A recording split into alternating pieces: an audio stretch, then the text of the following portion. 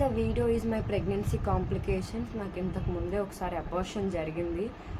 విషయం ఎవరికి కూడా మేము చెప్పుకోలేకపోయాం. ఒక 15 days హాస్పిటల్ చుట్టూ అసలు మేము ఎలా తిరిగామో మాకే తెలీదు. మా మమ్మీకి ఒక 10 to 15,000 ఖర్చు కూడా అయ్యింది. మా మమ్మీకి స్కానింగ్లని రిపోర్ట్లని ఎంత ట్రై చేసినా మేము సెకండ్ మంత్లోనే అబార్షన్ అయిపోయింది. ట్యూబ్లో ఫామ్ అయిన బేబీ ఎగ్ వచ్చేసి బ్లాస్ట్ అయిపోయింది అనమాట. ఇంకా అట్లా అబార్షన్ అయింది. అసలు ఎవరికి చెప్పుకోలేకపోయాం.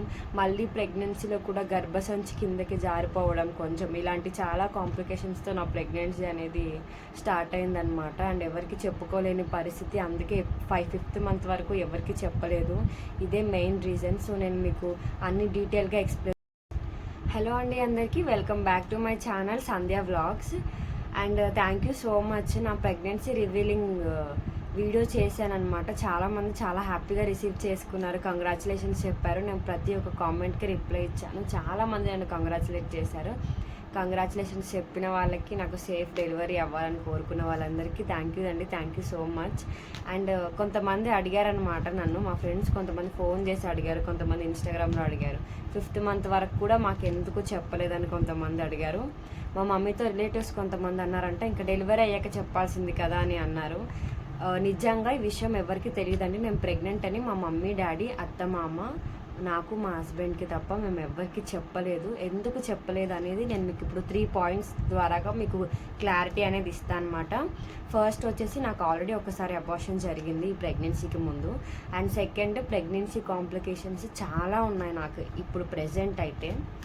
సో దానికోసమే డాక్టర్ ఎవరికి మీకు కన్ఫర్మ్ చేసేంత వరకు మీరు ఎవరికి చెప్పుకోవద్దు, తర్వాత మీరే బాధపడాల్సి వస్తుందని చెప్పింది కాబట్టే ఎవరికి చెప్పలేదు. లేకపోతే ఇది హ్యాపీ న్యూస్ అనమాట, అందరితోనే షేర్ చేసుకునేది. ఎందుకు చెప్పలేదని మీరే అర్థం చేసుకోవాలి. ఇంకా డాక్టర్ చెప్పొద్దని కాబట్టి చెప్పలే. థర్డ్ న్యూస్ ఏంటంటే, థర్డ్ పాయింట్ కూడా అదే అనమాట. ఎవరికి చెప్పుకోలేకపోయాం, ఇలా ఉంది ప్రాబ్లం, పరిస్థితి ఇది అని చెప్పేసి. ఎవరికి చెప్పేసినా ఇప్పుడు మనం బాధపడేలానే మాట్లాడతారు, కావాలంటే కొంచెం సానుభూతి చూపిస్తారు తప్ప ఇంకెవరికి చెప్పాల్సిన అవసరం లేదు. ఇప్పుడే ఇంకా డాక్టరే మనకు వద్దని చెప్పారు కదా అనేసి మేమైతే సైలెంట్గా ఉన్నామన్నమాట. ఫస్ట్ ఇష్యూ వచ్చేసి, ముందే ఒకసారి అబార్షన్ జరిగింది నాకు. అది ఎక్కువ మంత్స్ కాదులేండి, 2nd monthలో అబార్షన్ జరిగింది. అసలు ఏమైందంటే, మేము ఇంట్లోనే ప్రెగాన్యూస్ చెక్ చేసుకొని ఫిబ్రవరిలో మేము చెక్ చేసుకుని హాస్పిటల్కి వెళ్ళాం. వాళ్ళు స్కానింగ్ తీస్తే లోపల అసలు బేబీ ఏం ఫామ్ అవ్వలేదని చెప్పారు. ఆ డాక్టర్కి అసలు అర్థం కాలేదు, ఎందుకు ఇలా ప్రెగాన్యూస్లో పాజిటివ్ వస్తుంది, స్కానింగ్లో కనిపించట్లేదు అని డాక్టర్కి అర్థం కాకపోవడం వల్ల ఆ డాక్టర్ ఏం చేశారంటే, నేను మంచి స్కానింగ్ స్పెషలిస్ట్ డాక్టర్ ఉన్నారు కూకట్పల్లిలోని అని చెప్పేసి మాకు అష్యూర్ డయాగ్నోసిస్ అనే ఒక హాస్పిటల్కి అయితే, డయాగ్నోసిస్ సెంటర్కి అయితే మమ్మల్ని పంపించారనమాట. మేము అక్కడికి వెళ్ళాము. లిటరల్లీ చాలా పెయిన్ ఉండిందనమాట. అబార్షన్ అయితే అయిపోయింది అప్పుడే, బట్ మేము ఒక 15 days హాస్పిటల్ చుట్టూ తిరిగాము. కన్ఫర్మ్ అవుతుంది అని నేను, అసలు ఏమైంది, ఎందుకు ఇలా అవుతుందని మా హస్బెండ్. మా మమ్మీ అయితే ఈ కన్ఫర్మ్ అవని ప్రెగ్నెన్సీ కూడా మా మమ్మీ దగ్గర ఖర్చు అంతా మమ్మీ పెట్టుకుంది. స్కానింగ్స్ రావడం వెళ్ళడము. ఆ పాపని తీసుకొని కూడా మేము నైట్ 11:30 వరకు కూడా మేము హాస్పిటల్లో ఉన్నామన్నమాట. ఒక రోజైతే మొత్తం మాకు 15 days పట్టింది. ప్రెగ్నెన్సీ కంప్లీట్గా పోయింది అని మాకు క్లారిటీ రావడానికి మాకు 15 days పట్టింది అనమాట.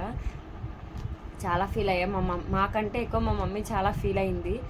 నాకు ఇలా జరగలేదు, మా మమ్మీకి అలా ఇప్పుడు అవ్వలే, మా అత్తమ్మ సైడ్ కూడా ఎప్పుడు అలా అవ్వలేదు, నాకే ఎందుకు ఇట్లా అయ్యిందని చెప్పేసి వాళ్ళు చాలా ఫీల్ అయ్యారనమాట. ప్రాబ్లం ఏంటంటే, బేబీ వచ్చేసి ట్యూబ్లో ఫామ్ అయిందండి నాకు.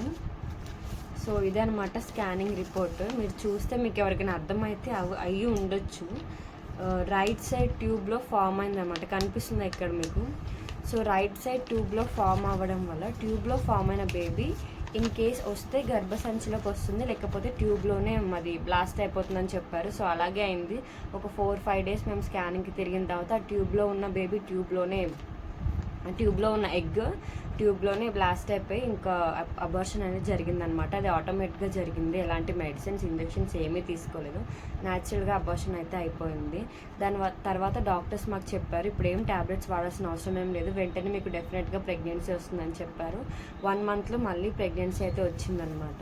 సో లాస్ట్ టైం అట్లా ట్యూబ్లో ఫామ్ అవ్వడం వల్ల ఒక 15 days 20 days వరకు చాలా అనీజీగా ఉండింది. So much of blood loss అయిందనమాట నాకు. సో దానివల్ల ఇప్పుడు ప్రెగ్నెన్సీలో కాంప్లికేషన్స్. సో ఆల్రెడీ ఒకసారి అబార్షన్ అయింది, దాని గురించి చెప్పేశాను కాబట్టి ఇప్పుడు నా ప్రెగ్నెన్సీలో కాంప్లికేషన్స్ చెప్తా. ఫస్ట్ వన్ వచ్చేసి నాకు ఫస్ట్ కాంప్లికేషన్ ఏంటంటే, మేము 4th మంత్ స్కానింగ్కి వెళ్ళినప్పుడు మాకు డాక్టర్ 2nd మంత్తోనే చెప్పారు.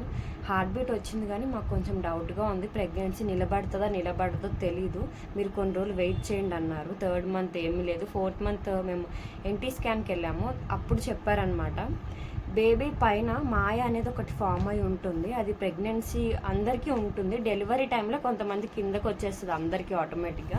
నీకు 4th మంత్లోనే అది మాయ బేబీ పై నుంచి కిందకు వచ్చేసింది. సో నువ్వు చాలా కేర్ఫుల్గా ఉండాలి, ఏ టైంలో ఏమవుతుందో చెప్పలేము. అండ్ గర్భసంచి కూడా కొంచెం కిందకి జారింది నీది, ఇంకొంచెం కిందకు వస్తే మాత్రం నీకు కుట్లు వేయాల్సి ఉంటుంది, స్టిచ్చెస్ వేసి బెడ్ రెస్ట్ ఇవ్వాల్సి ఉంటుంది, నువ్వు చాలా కేర్ఫుల్గా ఉండాలని చెప్పారు. ఇంక అప్పటి నుంచి మా మమ్మీకి టెన్షన్ అయితే స్టార్ట్ అయిందనమాట. 4th మంత్లో అలా చెప్పడం, మళ్ళీ కొన్ని రోజులు వెయిట్ చేయమన్నారు, ఎందుకంటే అలా అయ్యింది కదా, మేబీ ఏమైనా ఇబ్బంది అయితే ప్రెగ్నెన్సీ తీసేయాల్సి వస్తుందేమో అని చెప్పి మళ్ళీ కొన్ని రోజులు వెయిట్ చేయించారు. 5th మంత్ స్కానింగ్లో బేబీ అంతా ఫామ్ అయింది, జాగ్రత్తగా ఉంటే చాలు. ఇప్పుడు నేను మీకు ఇప్పుడు కన్ఫర్మేషన్ ఇస్తున్నాను, మీరు అందరికీ హ్యాపీగా న్యూస్ షేర్ చేసుకోండి అని చెప్పారనమాట. ఇంకా మా రిలేటివ్స్ అందరికీ చెప్పేసాం, అట్లీస్ట్ మా ఆడబిడ్డలకు కూడా చెప్పలేదు, మా ఆడపడుచులకు కూడా. మేము ఆ రోజు మా హస్బెండ్ మా అత్తయ్య ఫోన్ చేసి ఇంకా అందరికీ చెప్పేశారనమాట.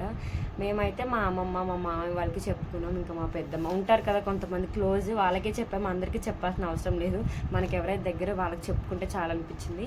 నేను యూట్యూబ్లో ఎందుకు రివీల్ చేశానంటే, యూట్యూబ్ కూడా నా ఫ్యామిలీ నేను చాలా ఇష్టంగా పెట్టుకున్నాను, నాకు యూట్యూబ్ అంటే చాలా ఇష్టం. నా యూట్యూబర్స్ సబ్స్క్రైబర్స్ కూడా నాతో చాలా మంచిగా మాట్లాడతారనమాట లైవ్లో కానీ ఎప్పుడైనా. అందుకే మీరు కూడా యూట్యూబ్ ఫ్యామిలీ కూడా నా ఫ్యామిలీ అని చెప్పేసి నేను యూట్యూబ్లో షేర్ చేసుకోవడం అనేది జరిగింది.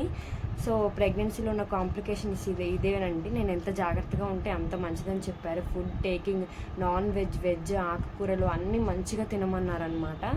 అండ్ నేను ఎన్టీ స్కాన్ రిపోర్ట్స్ అవన్నీ నేను సపరేట్గా ఒక వీడియో అనేది చేసి మీకు ఎన్టీ స్కాన్లో అన్నీ చూపిస్తాను. చాలా బాగా ఉన్నాయి రిపోర్ట్స్, అందులో చాలా క్లియర్గా చూపిస్తున్నారు బేబీ కాళ్ళు చేతులు. నేను అవన్నీ మీకు సపరేట్ వీడియోలో చూపిస్తాను. అండ్ ఎవరికి చెప్పుకోలేకపోయాం అనేది 3rd పాయింట్. ఎందుకు చెప్పుకోలేకపోయామంటే, అటు కన్ఫర్మ్ అని చెప్పట్లేదు, ఇటు తీసేస్తామని చెప్పట్లేదు. ఆవిడ మంచిగా ఉంటే ఉంచుదాం, లేకపోతే ఏమవుతుందో ఏంటో అని మమ్మల్ని చాలా టెన్షన్ పెట్టేసింది ఆ డాక్టరు. నిజంగా మేము ఎన్ని మొక్కులు మొక్కుకున్నామంటే ఇప్పుడు ఆ మొక్కులన్నీ తీర్చుకునే టైం కూడా వచ్చింది. మా హస్బెండ్ అయితే పెద్దమ్మ తల్లి గుండు కొట్టించుకుంటాను మొక్కుకొని కొట్టించేసుకున్నాడు కూడా ఆల్రెడీ.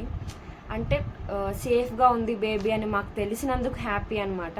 సో నా మొక్కులు కూడా కొన్ని ఉన్నాయి, నేను అవన్నీ డెఫినెట్గా తీర్చుకోవాలి. మీకు నేను ఆ వీడియోస్ కూడా షేర్ చేస్తాను, నేను మొక్కు తీర్చుకున్న వీడియో కూడా.